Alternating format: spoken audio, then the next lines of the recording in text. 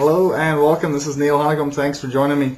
Today we're going to talk about expanded polystyrene and how it's made.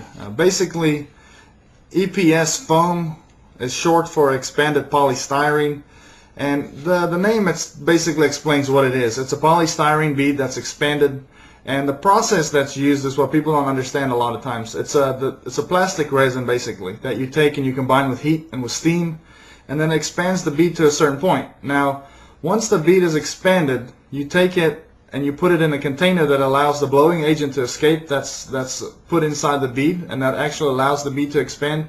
And if you don't let it sit in this container for 24 hours, then the blocks will probably come out bad, because there will be a lot of pressure inside and the chemicals trying to escape.